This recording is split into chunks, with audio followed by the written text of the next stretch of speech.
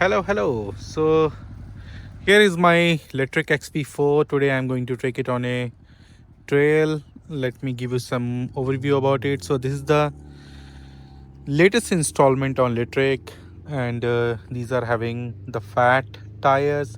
These are not technically fat tires. These are like city tires, and these groves comes into effect when you go on some off road or something. So this is it. As compared to with Segway's Safari, which is like a hard trail with fully suspension bike, it is not that. In fact, this bike is missing any application like other competitors. Like Aventon provides mobile app services and a lot of IoT uses you can do. This bike misses all that, but the price tag is seriously something which made me pick up my first electric bike. So this one like costed me around 1299 with 750-watt motors, and it has an extended range as well. This is the bag from Amazon. I got this is the highest rated bag from Kemimoto. Kemimoto, like this is like a OG of the bags. And this is the bike. The battery is inside it. It's fully charged. Hey everyone. So today we are at the Bay Trail. At the start of the Bay Trail, we will try to cover the entire Bay Trail today and show you around the shore areas. This Bay Trail is pretty long, like almost it goes from Sunnyvale till Dumbarton Bridge, and you can hop onto the bridge and go to the Fremont area. Hey, and here is the start of the Bay Trail, and here is my trusted Lectric XP. So before we start on the like the pros and cons of the bike, this is not a sponsored video from Lectric. I have purchased this bike, rode over 200 miles, and then I'm giving this review. Okay, everyone. So let's talk about the full review of the bike. Like everybody has its own preferences, everybody has its different style of riding, different kind of style they prefer to ride. Some ride way up high, some ride low, some do not like folding bikes, some people like. I personally feel like folding bikes are a great initiative. They are very attractive, they are easily foldable and can be stored away. Now, keeping all those points in mind, let's dig deep into the review of Lectric XP4. And after this, we will talk about competitors and how this bike like performs as compared to other competitors in the same category. So to start off this particular session, I will focus on one thing here: the weight of the bike. This bike is heavy, like 74 lbs. So although Lectric like market this one as a folding bike, like you can easily store away, you can move around in your car or in a SUV or in in any sort of car. But the problem comes into the picture when the weight of the bike is 75 lbs. You need two people to lift it comfortably, to put it in your car, and to move it. In fact, like weight is a big problem in this bike. Like 75 lbs, 74 lbs bike, one healthy person, 200-pound person cannot even lift that kind of weight. You will injure your back, or you will injure your thighs, or any kind of problem can come into the picture. Keeping that weight in mind, let's talk about the folding mechanism. The folding mechanism is equivalently difficult. It is very difficult to fold this bike, although the folding points are clearly mentioned by Lectric. But to fold this bike into a smaller movable bike is a pain, is a big pain. You cannot move it all alone. You will definitely put some grease or oil from the chain into your clothes.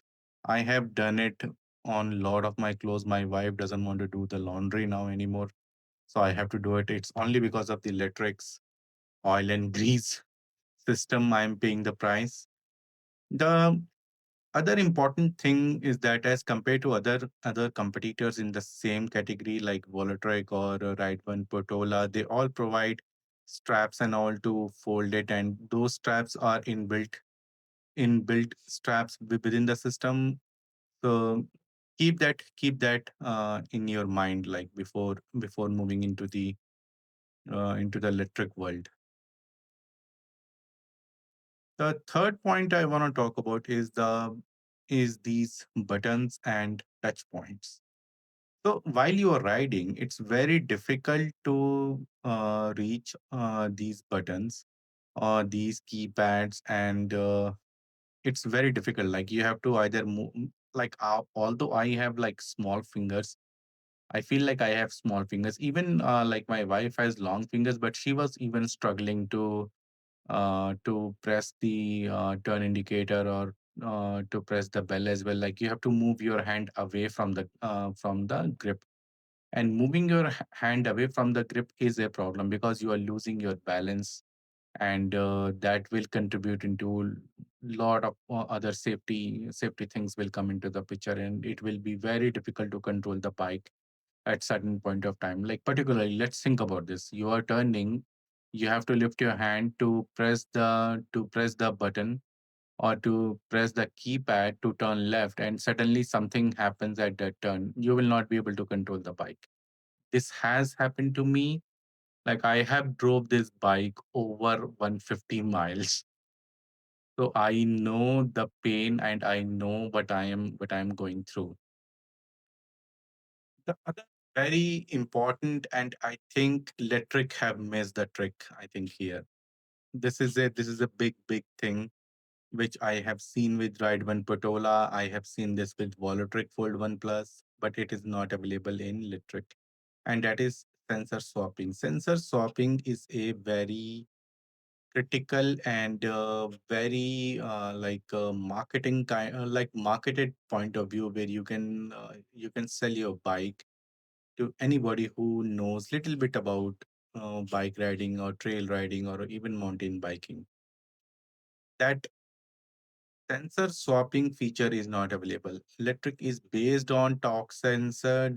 What torque sensor does, it doesn't measure how much the power you are producing. It measure how much the pedal you are doing on the bike, and accordingly it will send power to the motor in the back. So that will become more like a machine effort, and like horse pedaling and machine effort, all those things comes into the picture, and you will not enjoy your ride after some time. Like you will feel like, okay, I'm not pedaling, I'm just sitting. It's better I will throttle it out only. So those things will come into the picture. While the cadence sensor offers a more predictable, like how much the power you are putting through your pedals into the bike, and accordingly the motor will regulate the power uh, to the bike, and that is a very enjoyable ride. Like you will enjoy that ride when you have a cadence sensor, and that is I think big thing that Electric have missed out. Now going back to the topic of weight and why I was emphasizing that folding mechanism of Electric, weight is a big problem. Because if you are alone and you are trying to fold this bike, because without folding you cannot take out the battery because that is fitted inside the down tube. So you have to fold the bike and then take out the battery, but it is not that simple because because of the heavy weight of the bike, it is very difficult to fold it and take out the battery. You need two people. Like while doing it couple of times, I have like dropped the battery and the battery moved down. And one more important thing which was irritating for me, like Electric have put the button or the key for the battery on the left hand side of the bike. Now when you fold the bike, it folds on that very same side. So when you fold the bike, it is difficult, it is impossible in fact to turn that key so that you can take out the battery. So I'm not sure how Electric is doing this thing or how their design engineers have missed it. Like you are putting a key on the left hand side of the bike at the down tube, and that bike folds on the very same direction. I'm not sure how they might not have done some testing or something on this one. So, anyways, the bottom line is this: it is very difficult to take out the battery. You need two people. One can like fold the bike, other one can twist the key, and that person will be able to take out the battery. The other thing I wanted to talk about is the motor noise. The motor noise on electric is high, like it's more than 30-40 lbs, 30-40 dB. So when you ride it on roads, on trails, you might not hear it because of like a lot of sound of the Navi tires and all. But when you ride it on the street, it is quite a bit and annoying. I would say. I would rather say it's big annoying sound. And if you are putting on headphones or something, then it's okay. If not, then you have to go through the pain of listening to that sound. And more the power you put into the motor, the more you pedal hard because of the torque sensor, and the more noise it will create. Now comes another big problem, which I thought is something which electric should have taken care till now, is there is no chain guard in the bike. I have to install a aftermarket sticker to protect the paint job because it was really destroying it. So that is another big miss. The last one is something which made me irritated. There is no app or IoT control. Like all the major players, Electric now is a major player in US. They are the number one foldable bike selling company in US. They sell ton of bikes. I'm not sure why they have not invested or subsidized this in-house development of the application development.